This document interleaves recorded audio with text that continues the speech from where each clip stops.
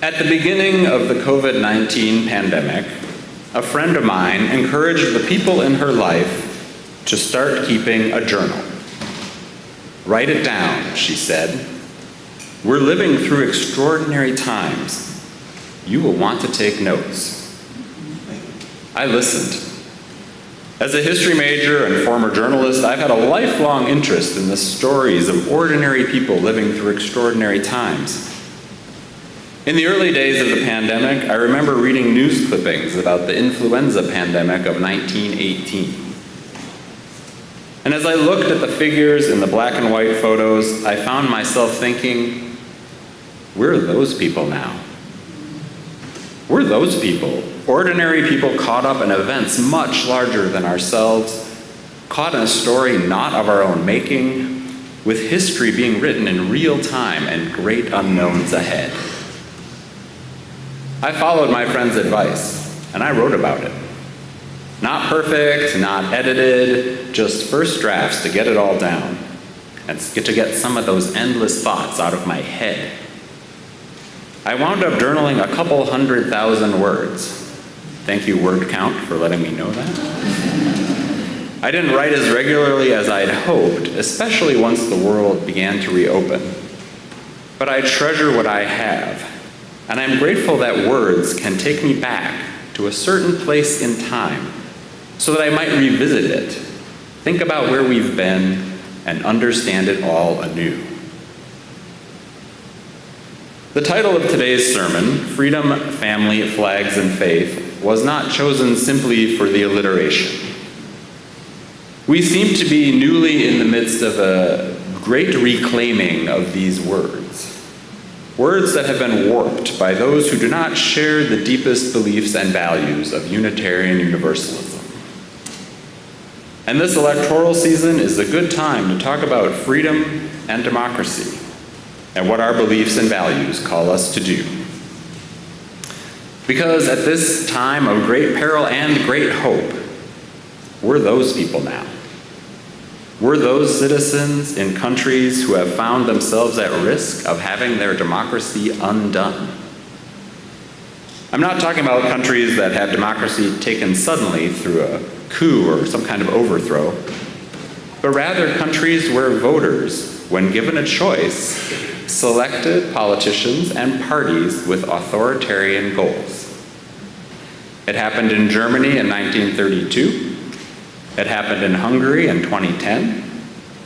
It happened in recent years in Venezuela, where the resulting suffering and chaos continue. At the time, citizens of such countries may not have all been aware that it was their last real election.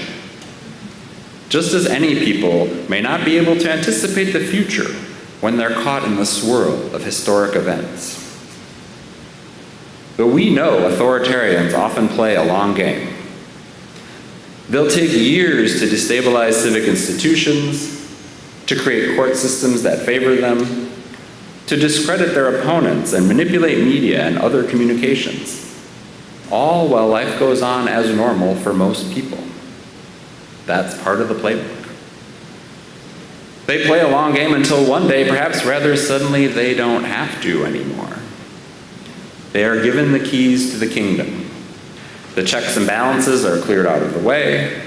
A leader becomes a ruler, and the law is whatever the ruler wants it to be.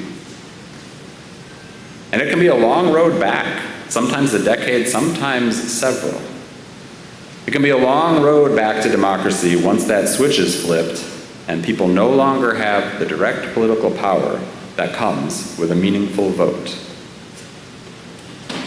We're those people now, living with tension and uncertainty, but also with hope and clarity. We see a door that some are trying to slam shut while others of us are gathering the strength of numbers to keep it open. This is where we are. Now, most of us have heard the expression, when all you have is a hammer, everything looks like a nail. I offer that expression because, as someone who's again taking theology classes, I may be more likely to see problems as theological problems than a normal person would. But the reality is that there are beliefs and values underlying every human action and interaction. And there really is a great deal of theology, toxic, death-dealing theology, behind some of what we're seeing nationally. And as a religious movement based in beliefs and values and love, it's worth it for Unitarian Universalists to pay attention and to see what role we might play. I was reminded of the power and prevalence of exclusionary theologies earlier this summer when I took a class at a mainline Christian seminary. We students were assigned a pile of readings at a time. I mostly enjoyed them and found them worthwhile.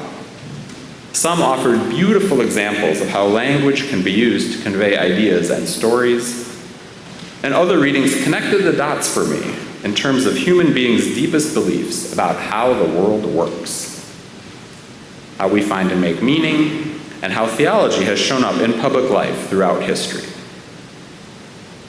But I did not always agree with the worldviews I was reading. In fact, I disliked a couple of the theology books so strongly that I began to question my decision to enroll in the class. Fortunately, the instructors and my fellow students turned out to be great companions for this kind of learning and brought plenty of skepticism of their own. When the Protestant ministers have lots of tattoos, you're gonna be fine.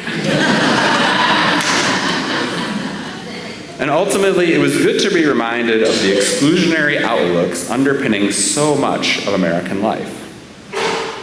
Certain beliefs from the 1500s that I tend to think of as outdated are actually alive and thriving and promoted in our country today.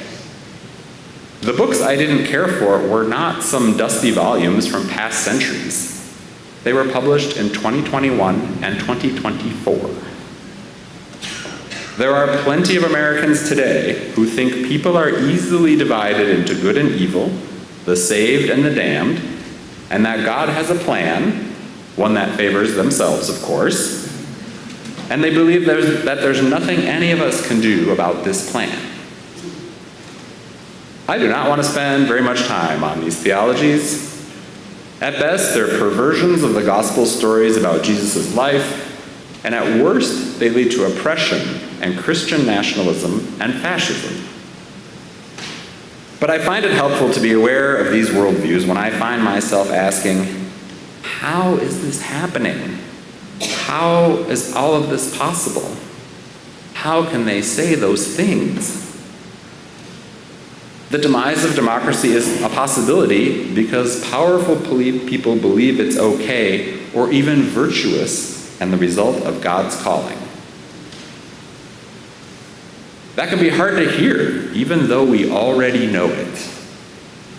Because we Unitarian Universalists are descended from religious movements that came into being in direct opposition to theologies of exclusion. Universalism, at its simplest, grew out of the idea that everyone, every last human being, was redeemed by the death and resurrection of Jesus Christ. And therefore everyone would be going to heaven because of the greatness of God's love. Although Unitarian Universalism has expanded far beyond its Christian roots, such an inclusive viewpoint is still a radically different way of being in the world, seeing all of humanity as siblings who are worthy of love and salvation. Such a worldview inevitably affects how a person acts, relates to others, shares resources, and votes. Theology really does affect everything. Still, even if one is clear on one's theology, it's not always easy to know what to do right now. We're in new territory. Not entirely new, because the sweep of human history is actually dominated by tyrants. And many kinds of Americans have long lived under oppressions. But this is new for us as a whole country to be experiencing. Even those of us who feel secure in our beliefs, who feel grounded in our values, who put love at the center of our communities and our lives, and try to lead with that love, it can still be challenging to know how to uphold true freedom.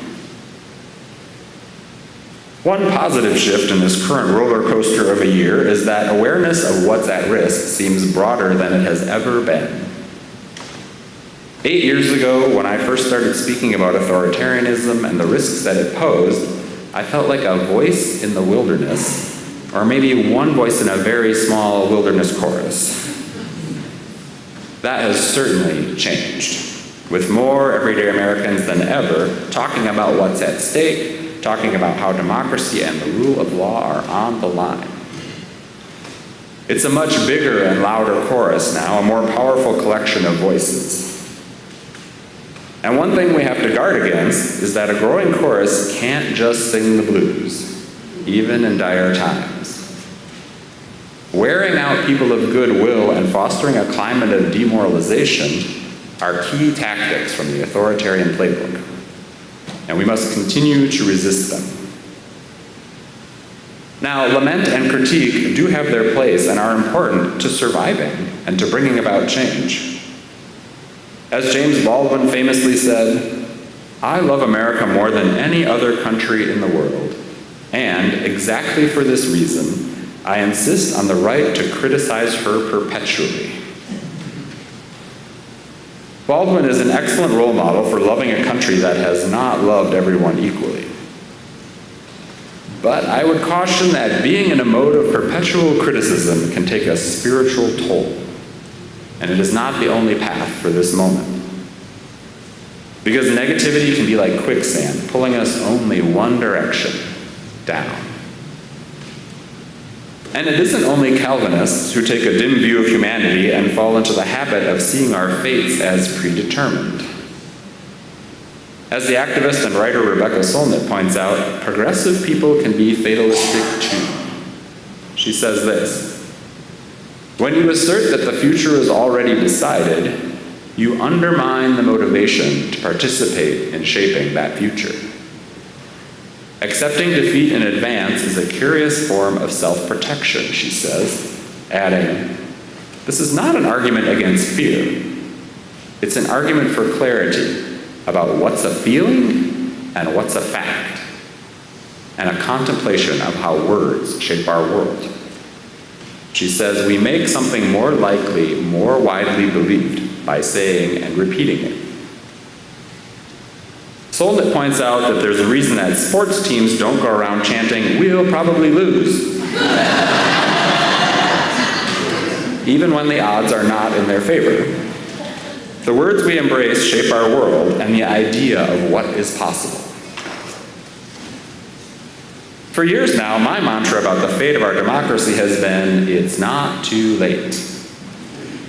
That mantra, true and helpful as it has been, does now have a very real seeming expiration date. It may soon be too late. So I have been trying to practice what I preach, which for ministers is not just a cliche. This past spring, I did some door knocking for candidates ahead of the April election. I hate door knocking. But I hate book-banning school boards even more. And I'd like living under an unchecked despot even less. So I put in a few hours pounding the pavement. Then last month, I put my walking shoes back on and I marched in 2 4th of July parades in 2 different conservative Wisconsin counties. I did this to show my support for candidates who will uphold my values around democracy, women's bodily autonomy, funding our public schools, protecting the environment, and celebrating families of all kinds, and so many other things. These issues are directly related to my theological outlook and our core UU values of justice, equity, and interdependence. I will say that I was a little wary of appearing in a parade in the current political climate. I wondered what kind of harassment or worse might be directed at those of us marching. But it actually turned out to lift my mood. We cheerfully carried campaign signs and we waved American flags, because it's our flag and our country too. In one of the parades, I marched with my mom. And if I saw some unpleasant t-shirts up ahead on one side of the street, I'd say, let's look over here, shall we? And we'd chuckle and we would turn our heads and give our attention to those who were cheering us on. I mean, no offense to you guys, this is just a metaphor, so. Our parade delegations did end up on the receiving end of some boos and some thumbs down. But overall, we got more applause. All of us, parade goers and marchers, we all helped each other feel less helpless and less alone. It was so much better to do something instead of sitting at home and doing nothing. Because visibility matters, relationship matters, showing up matters. So also does smiling. So also does laughter. And we were a pretty happy group of marchers, enjoying the sunshine, handing out candy, and giving friendly waves.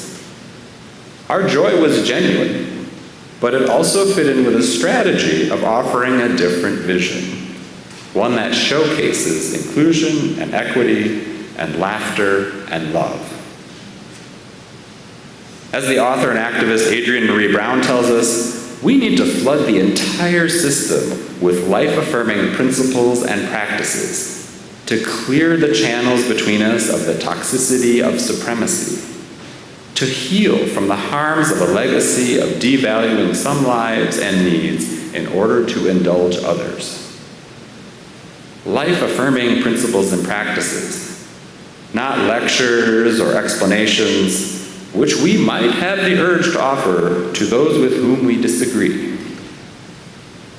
As Jonathan Swift told us 3 centuries ago, people can't be reasoned out of ill opinions that they didn't reason themselves into. Theology and politics often fall outside of pure reason and are often immune to argument, as tempting as arguing might be. It can be helpful to remember that few of us in this room arrived at our theological or political positions because someone shamed us or argued with us. More likely, we encountered examples that spoke to us, resonated with our beliefs, or nudged us in a new direction. Or we found individuals or communities that connected with who we are. And so these times we are in call on us to be more visible examples of love, compassion, and justice. Now that won't always be enough. We may need to play hardball in hard times and warm up those protest muscles. But modeling the world we'd like to live in is a good and noble place to start. Even if we continue to resist the pressure to give up, even if we bring the joy, even if we're focused on being life-affirming, we're still going to need to take care of ourselves. Juliana Keene is a therapist I know through my home congregation in Minneapolis. And she was recently inspired to do a blog post of tips for how to get through the rest of this year. Keene reminds us to focus on what we can control, such as our vote, writing postcards, registering voters, and advocating for causes we believe in. And she reminds us of what we can't control, as much as we might wish we could.